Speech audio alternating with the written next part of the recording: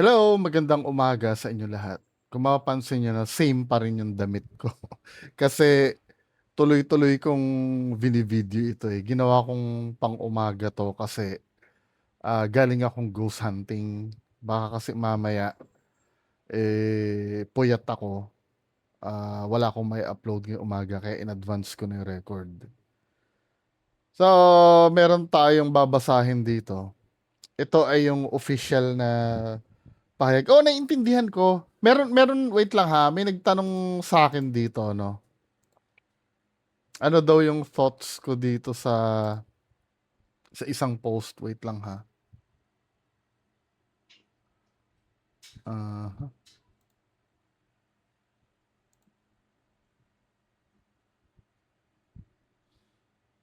Ah, sabing ganon dito. Ah, I don't know if maawa din ako kay Monica. Parang mamaya baka malakasper din yan.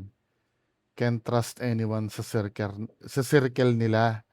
'Di ba parang hearsay ko noon na siya gumagawa ng fake edited convos noon against MG.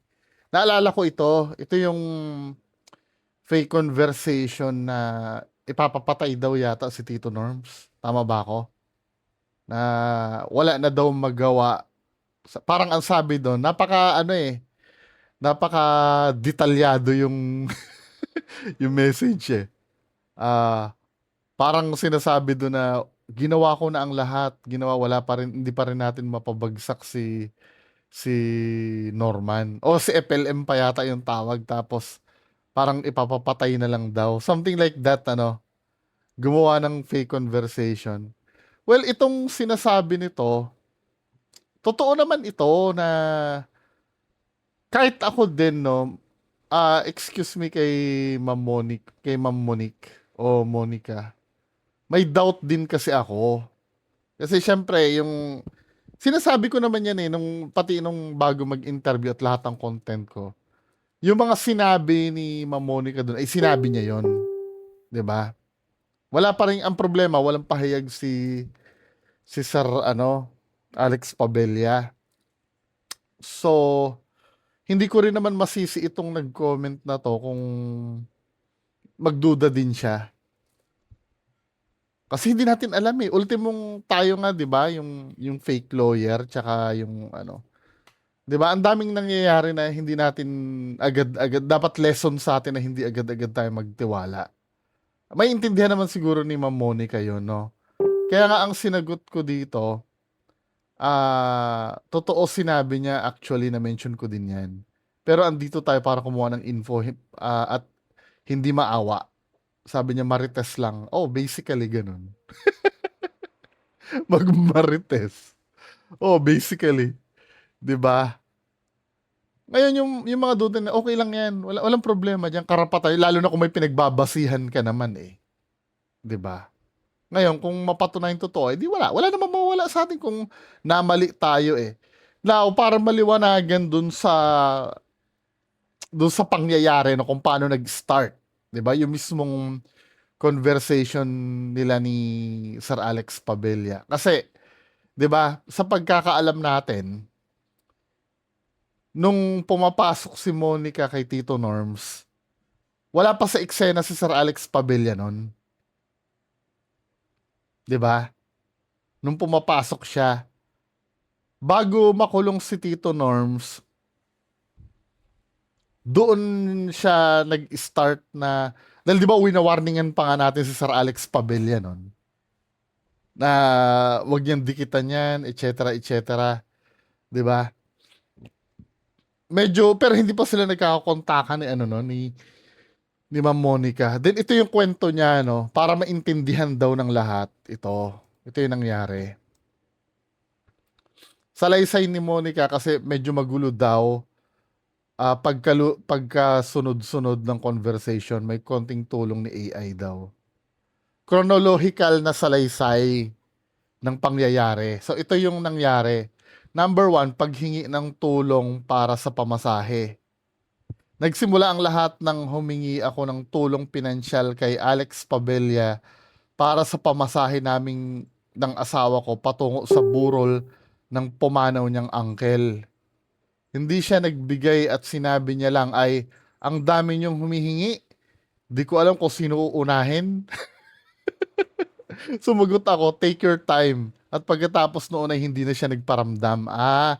So, ano yung sinasabi ni Sir Alex? Hindi, granting na totoo to, no? Kasi unang-una tahimik si Sir Alex eh. 'Di ba? May karapatan naman siyang i-rebut ito men eh. 'Di ba? Granting na totoo to, eh ano yung sinasabi ni ni Sir Alex na lumapit lang sa kanya at tutulungan niya, 'di ba? I don't think na maraming lumalapit sa na humihingi ng tulong. Ikaw nga naghahanap sa kalsada ng mabibidyohan mo eh. 'Di ba? If ever man na totoo to, no, na ito yung sinabi mo, malinaw na kung hindi mo rin lang mapapakinabangan, 'di ba? Siguro sa way na hindi mo lang maibibidyo kasi 'yun ang nakita ko doon sa convo na nilabas ni Ma'am Monica, parang ang habol mo talaga views eh, 'di ba? So hindi na daw nagparamdam, yung sinabi niyang take your time. Number two, pagtatanong ukol sa kaso at unang alok ng pangmeryenda.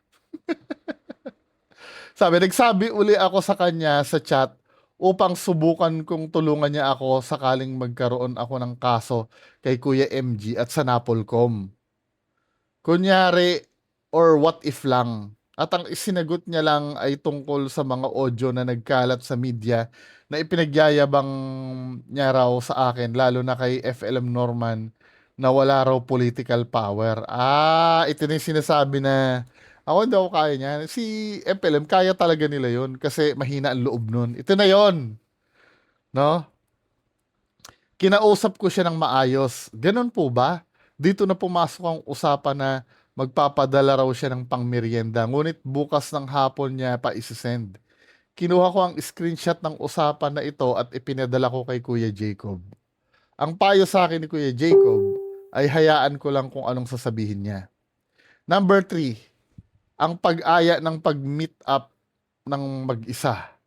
Dito nagsimula ang kahinahinalang motibo ni Alex Pabella nang mag-chat siya ng tara labas tayo. Sabi daw ni Ma'am Monica, sige po, kasama po asawa ko. Sabi ni Sir Alex, hindi ikaw lang. Sabi ganon. Di po ako pwede makipag-meet up sa isang tao na di siya kasama. Pwede po tayo mag-meet up pero kasama siya. Sabing ganon ni wag baka mag-link sa future time. What time uwi niya? Nasa bahay ako now, saka na kapag pwede ka na ha, bukas pasa mo yung Gcash mo, bigyan kita ng pangmeryenda. Ang pag-iwas at pagbanggit sa asawa. Nagtanong muli si Alex kung wala ba akong may iwan ng baby, may iwanan ng baby o kung maaari ba itong ipaupa na lang. Yung mag-hire siguro na mag-aalaga sa bata. Sabi ni Ma'am Monica daw, wag po, baka magka-problema tayo niyan. Ay, ayun lang. To be fair naman, itong kinikwento niya to, nagtutugma naman ito do sa screenshot na nabasa. Lalo na kayong kay The Kings. Si The Kings ang nag-post nun eh. Nung convo na yun. Nagtutugma naman ito doon. Nagtanong, so, nakalagay, para ipagtanggol ang sarili ko at takutin siya ng isa sa maayos na paraan, sinabi ko na matalino ang asawa ko at pinsan nito si Sunny Trillanes. Bigla siyang napaatras at sinabing, wag na, saka na lang kausap ko si Casper kanina. Tinanong ko rin siya kung magkano ba ang ibibigay niya at ang sagot niya ay pangmeryenda lang daw at erase combo natin. So, doon na pala pinapa-erase yung combo. Kasi para nag-reset, di ba? Nasabi matalino yung asawa at pinsan daw ni Trillanes, no? Sinabi ko, maari naman siyang puntahan ng asawa ko someday nang kasama ako. Nag-react siya at nagtanong kung sino kasama. At sinabi kong asawa ko dahil wala namang masama kung kasama siya. Pagsakay, ito number 5, pagsakay sa usapan, advice ni Kuya Jacob. At ang 500. Dahil napansin kong may mali sa motibo niya, sinend ko uli ang screenshot kay Kuya Jacob. Sinabi ni Kuya Jacob, sakyan ko muna ang usapan upang lumabas ang totoong kulay at mahulog siya sa sarili niyang patibong. Kinabukasan ng hapon, nagpadala siya ng 500 pesos sa GCash. To be fair ha, tinupad naman ang serye ng pambabastos at presyo ng katawan. Bilang pagbibiro at pagsakay sa usapan base na rin sa nagpapasang na mga nagpapasang meme niya tungkol sa kiss muna, nagchat ako ng mama chup chup, sumagot siya, we, dapat personal yan. Ipinadala ko ulit ito kay, may nagpapasa ng link. Ipinadala ko ni Kuya Jacob at sabi niya, isakyan ko, ilaglag ko sa huli. Nang sabihin ko kay Alex na bawal po, may preso po. Presyo siguro to, no? Dito na lumabas na diretsa ang pambabastos niya. Kung magkano raw ba? 500 para sa kiss, 600 para sa hipo, 15,000 para sa ano.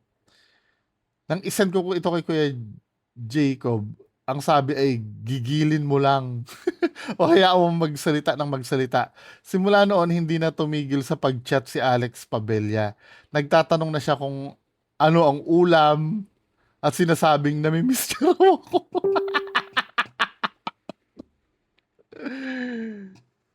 Pagputol at pagtago ng usapan, pinagsabihan ko siya, tigil mo po, baka mabasa ng asawa ko, pauwi na po yun. Kaya putol-putol ang aming usapan dahil itinago ko muna ito pansamantala sa aking asawa upang maiwasan na mag-isip ito ng hindi maganda o magdilim ang paningin. Humingi muna ako ng legal at tamang advice kay Kuya Jacob bago ko tuloy ang inilabas at ipinakita lahat ng ebidensya. So, ito yung kwento ni Ma'am Monica. Well, ako no, ah may issue dito na nire-raise si Tita Marbs regarding dito sa nangyari na to. So, basahin natin yung ano, yung convo or yung sa comment section yata ito eh. Actually, medyo tama si Tita Marbs dito. Medyo tama. Ganito yun. No? Sabi ni Tita Marbs kasi, to be fair naman, kung may asawa at anak na kasi, wag na makipaglaro sa chat. Block agad. Problema, lalaruin din nyo ang tao. Ang ending, i-post nyo ang convo. Kaloka. Sobra na rin at ginagawa nyo. Si Kuya Alex hanggang asar lang gumagawa sa inyo. Pero kayo lumagpas na. Sabing ganon. Sumobra na din kayo sa ginagawa nyo kay Kuya Alex. Mamaya I will tell him na pag-aralan ng abogado niya yung convo na yan para lahat ng nag-post bigyan ng limit ang pambubuli. Nabasa ko naman yung convo, walang harassment, walang rape. Paano magkakaroon ng rape sa convo? Walang pilitan na nangyari. Di eh. Nag-ano nga eh, nag-i-insist nga na mag-meet sila eh. 'Di ba? Sinakyan niya, humaba ang convo, hindi natin maalis sa isang milyonaryo ang pagiging playboy. So, ninonormalize mo yon ano, ma'am?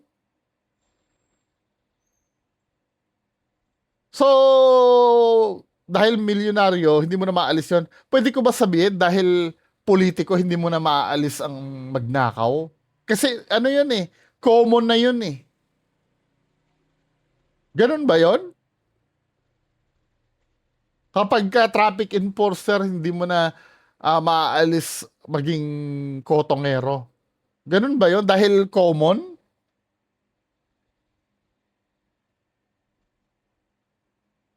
Pero dapat umpisa binlock mo lang para hindi humaba. Lalo pamilyado si girl. Hindi Tita Marbs. Granting, no? Medyo kakampihan kita dun sa part na oo nga naman. Tinukso ng tinukso. So parang ganun kasi ang tinutukoy niya eh. Nilaro ng nilaro. So meaning, pinainan ng pinainan. Actually, ganyan din ang ginagawa kong yung mga ano, mga predator sa ano sa ibang bansa. Ganyan din yung ginagawa nila. Kilala niyo si Chris Hansen? Tama ba? Chris Hansen ba yung pangalan?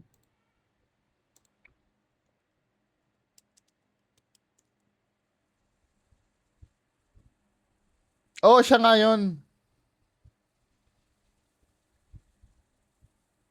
Si Chris Hansen ba?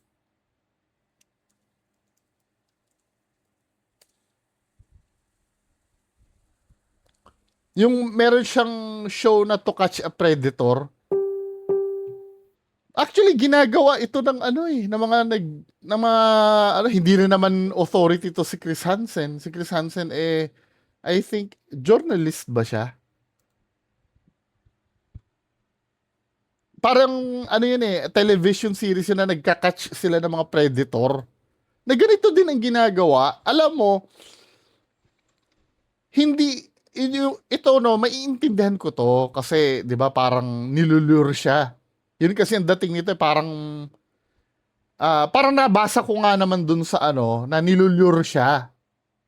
Pero yung ang pinag-uusapan ka dito yung moral obligations ni ano eh ni Sir Alex Pabella eh. Alam niya kasing mali yun eh, ba't mo pipilitin yung may asawa? 'Di ba? Yun kasi yung mali doon, Tita Marbs.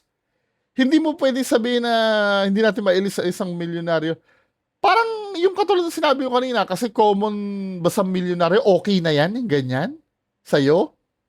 Dahil kaibigan mo. Ay kung babalik rin natin ang sitwasyon, let's say si Makagago ang gumawa niyan. Tapos oo, tapos si Ma'am Monica din yun. Baka mamaya, ano, kampihan mo si Monica dahil hindi mo kaibigan yung ano, yung gumawa. 'Di ba? Inuulit ko, no, may ano, sige, inano kasi siya eh, parang hindi pinrovoke eh. Yun, nilure nga siya eh, 'di ba? Pero nasa morality pa rin ng tao yung ano eh, yung kung gagawin niya o hindi eh.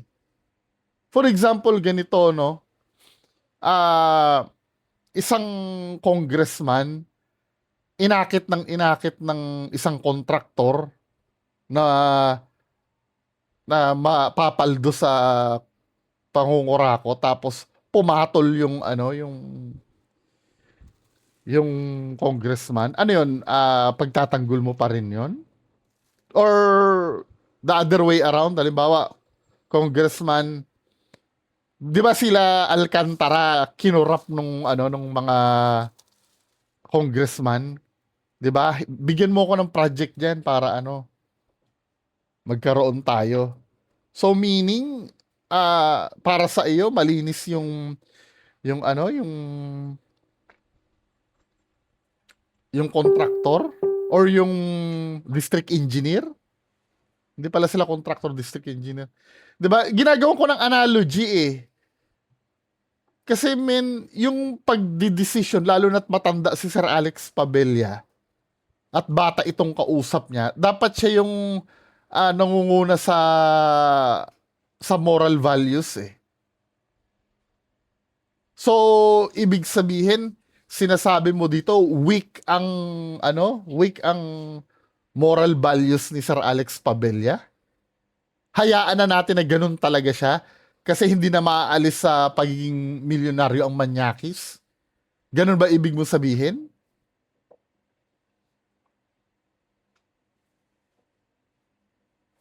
Kasi ako tinitimbang ko sabihin na natin na promotor din ito si Monica sa ganyan, pero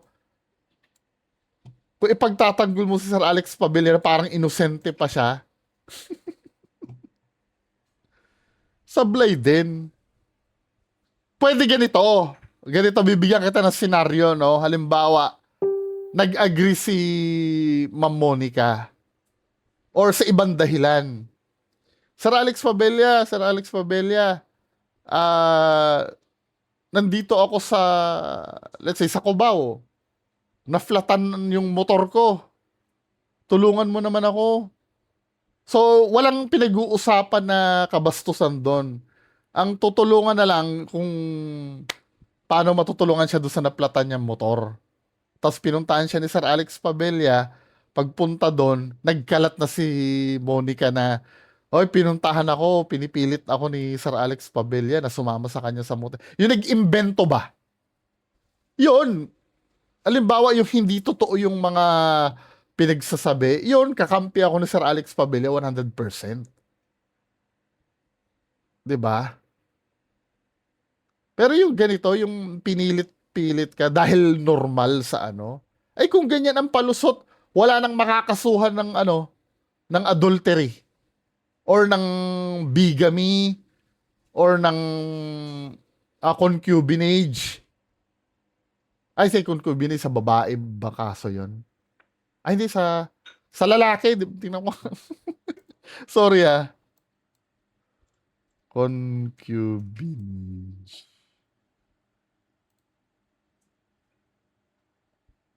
A woman. Kung concubine naman yun. Kung concubinage. Concubinage.